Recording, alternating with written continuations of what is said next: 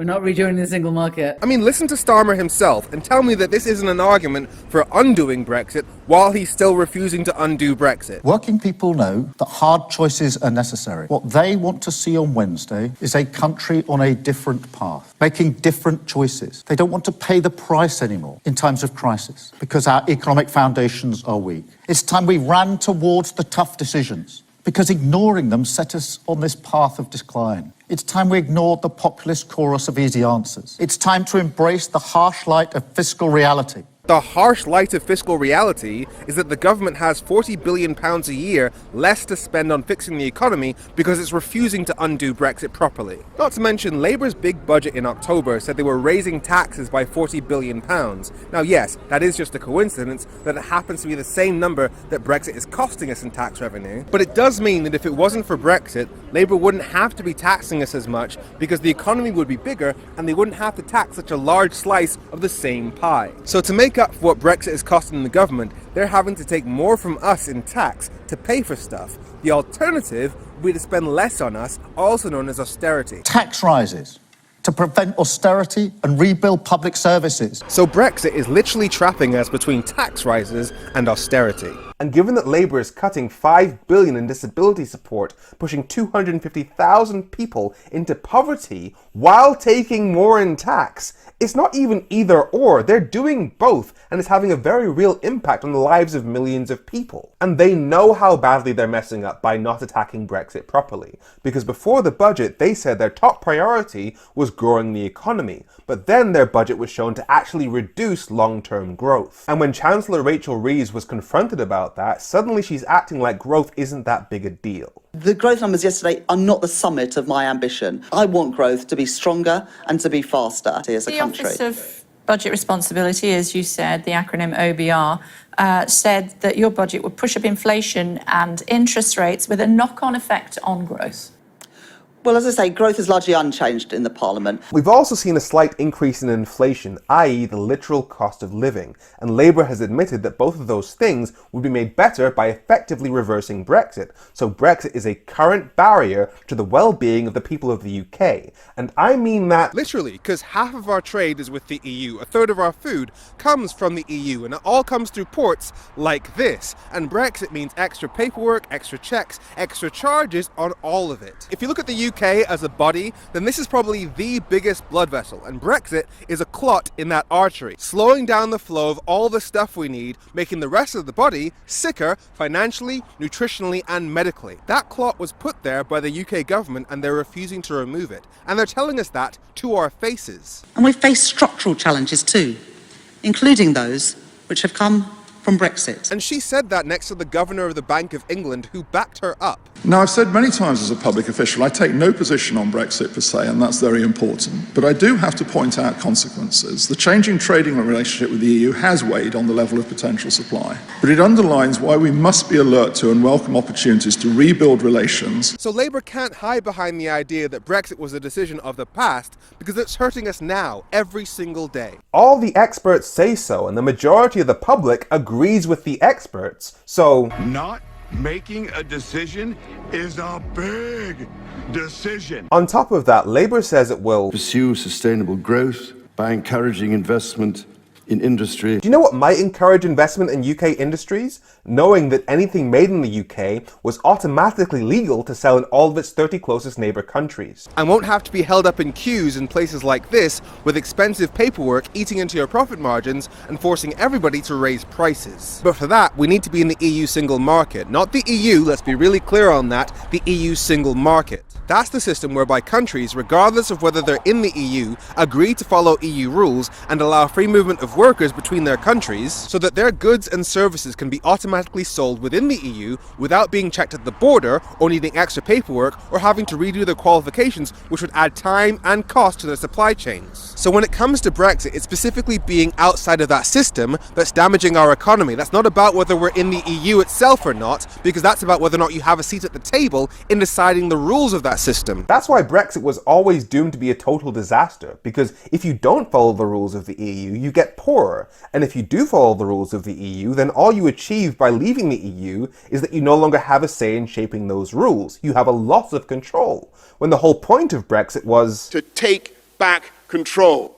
Take back control. And when Rachel Reeves and the Bank of England talked about how We will not be reversing Brexit or re-entering the single market or customs union. they said it was about Respecting that very important decision of the British people. the implication is that we're staying outside of the EU single market because after the referendum in 2016, democracy demanded that. But let's get this 100% straight. There is absolutely zero democratic justification for us being outside of the EU single market. We weren't asked about it in 2016. We were asked about being in the EU, and countries like Norway and Switzerland are effectively in the single market without being in the EU. Not to mention, a board member of the official Vote Leave campaign, Daniel Hannan, said, absolutely nobody is talking about threatening our place in the single market. and Labour knows that too, because when I put it to Emily Thornberry, Labour's Brexit committee chair, she had no response at all. Doesn't it therefore make sense that in order to afford the stuff that we need, according to the principles he's just set out, we have to start doing everything we can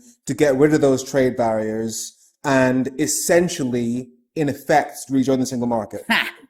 We're not rejoining the single market and we're not joining the customs union. I'm sorry, but the public decided that we had to leave and we have left, and we're not rejoining. So what we have to do is we have to have a close relationship with the European Union, and we have to do that within, the confines of not joining the European Union, not joining the single market, and not joining the customs union. But I cannot be pro being in the customs union and the single market. Why? We have to.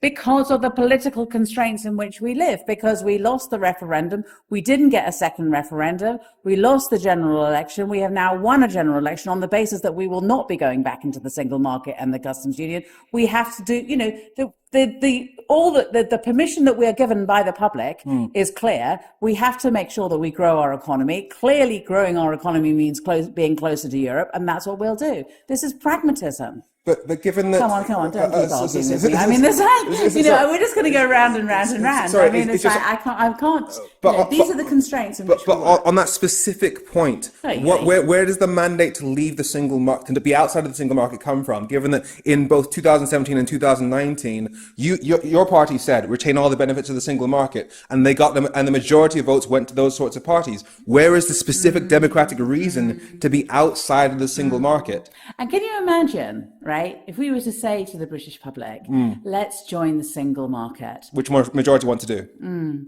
Then we would have to have a 2-year debate. We'd have to have another referendum. Why? I mean, how many people would be in favour of that? Why? Because we've had a referendum to leave. And not to leave the single market. Not to leave the single market. This is why honestly, I'm not going to agree with you. Just so I'm getting this right, Labour's plan is to renegotiate Brexit in ways that are significant enough to significantly boost our economy, and according to them, that wouldn't need a new referendum, but negotiating full access to the EU's single market to restore our trade, that would. Says fucking who? Even if you want to argue that a referendum took us out of the EU, so it needs a referendum to go back into the EU, fine. But the single market, the economic part, the bit that's actually affecting the cost of living crisis, that was never on the ballot paper. And even if you want to pretend that a referendum in 2016, 9 years ago, is more important than poverty here and now in 2025, we had 2 elections after that referendum. And in both of them, the majority of people voted for parties that committed us to staying in the EU single market.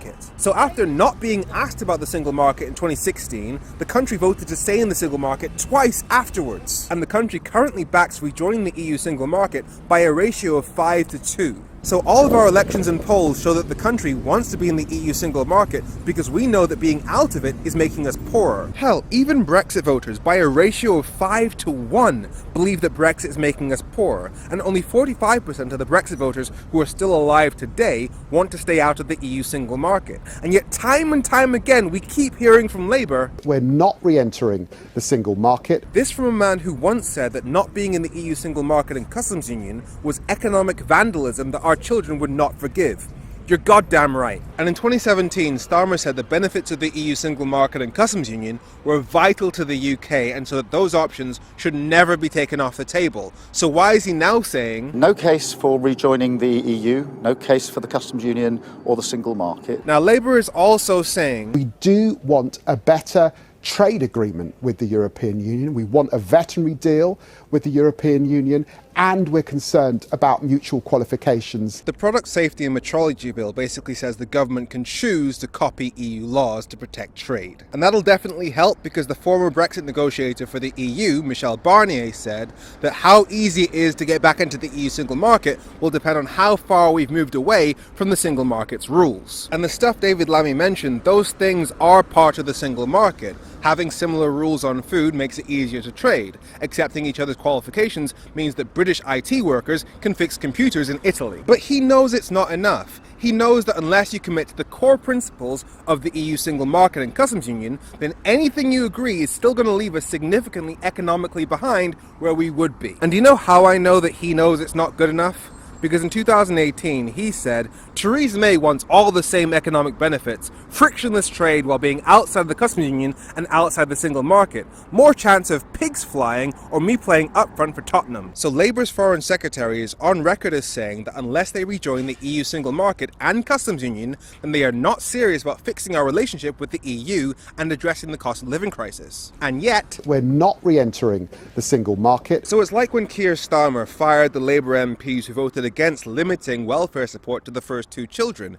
Who are you trying to impress? The election is over. You have a huge majority. Who's even left screaming in Parliament to be outside of the EU single market except for Nigel Farage and a handful of Tories? There is no upside to this. The EU offered us single market access back in 2017. That's only harder now because the UK government was then constantly hostile towards the EU for years afterwards. And you might hear people legitimately argue that it might be hard to get full sign-off from all the EU countries to allow us back into the EU single market. But those same people are also the ones making excuses for Labour not coming out in favour of joining the single market and changing the voting system. Oh, sunshine. You don't get both. The reason that other European countries might be hesitant to allow the UK back into the fold is because they don't trust that we fully de-Toryfied ourselves. They think that our politics is still infected with Brexit and a first-past-the-post voting system that consistently gives us governments that are more right-wing than the actual people. So it's precisely because of Labour's failure to do progressive stuff that other EU countries are hesitant to allow us back into the club. So the faster we change to a voting system that accurately reflects our progressive electorate, and the sooner we get rid of all the red lines about not joining the single market, not joining the customs union, the easier it will be to get the EU on board. So you can't defend Labour not changing the things that are making the EU less keen on us, while at the same time using the idea that the EU isn't that keen on us as a reason for Labour not to change those things. And I put that argument to Emily Thornberry. Beginning with kind of reassuring the European Union that we're of good faith by ensuring that the Windsor framework is being complied with, and it'll take a while and there needs to be negotiations. So we will, as a result of that, grow our economy. I have no doubt. In terms of reassuring the EU, wouldn't making clear to them that we aren't like the Tories, we aren't like that anymore, we aren't following the same red lines as Theresa May, etc. Surely, they know that. They know that. Surely that would involve, therefore, saying that we're not tied by those same rules as Theresa May. Given that we know the public didn't vote to leave the single market, the majority wants to be in the single market, and that is one of the major things that's affecting the cost of living crisis, making food more expensive, taking £1,000 from every household in the country, according to the Bank of England. Surely that is something we could say, hey, we actually are pro being connected. Surely that's something we could do. I can say I'm pro being connected, but I cannot be pro being in the customs union and the single market. Now, while Thornberry and I obviously disagree on the single market, it's important to remember that things are a lot more nuanced now than they were with the Tories, because she is trying to push Keir Starmer towards cutting all the red tape that Brexit has created to ease trade and make things less expensive. So on balance, she's pushing in the direction that we want. She's just not driving at the speed the country needs her to. But the point I was making is that if the Labour government loudly declared that we are down to follow the rules of the EU, accept the jurisdiction of the EU court, and accept free movement of workers, then that would change everything. And while actually rejoining the single market might take time, the improvements to the economy would begin immediately. We all remember in 2016 when the value of the pound plummeted simply with the announcement of the Brexit result. So there would be an immediate boost to the UK economy and a relative drop in prices if the opposite happened. Businesses would see the UK as a viable base of their European operations. Nurses and doctors from across Europe would know that the UK was no longer the place where they'd have fewer rights than any other country in Europe. And so we'd likely see an immediate improvement in our National Health Service, especially as our crisis-riddled NHS has been screaming out for the better part of a decade decade that Brexit is bad for our national health. And I know how you guys feel about that because you've told me. He will also explore our EU membership. You talked about young people getting freedom of movement in the EU. I'm Gen X and I want that freedom of movement back. In fact, I want to rejoin the EU. Let's get the people back into this country that have left because of Brexit. Let's get them back working in all the places that we're missing. Fix some of the shit that happened because of Brexit. So I hope that all of you, especially young people, because you're the most affected by this, show up to all the anti-Brexit protests. The protests you've seen in the past, they were just about reminding people that they have the right to oppose Brexit. But we have a Labour government now, so they can actually undo it. So it's about making it clear to them that we simply can't afford for them to keep supporting Brexit just to please a bunch of voters from a decade ago, many of whom are dead. So you should be at the protest for two reasons. One, to reject the financial difficulty that Brexit is inflicting on all of us, and two, to reject the kind of politics that Brexit unleashed.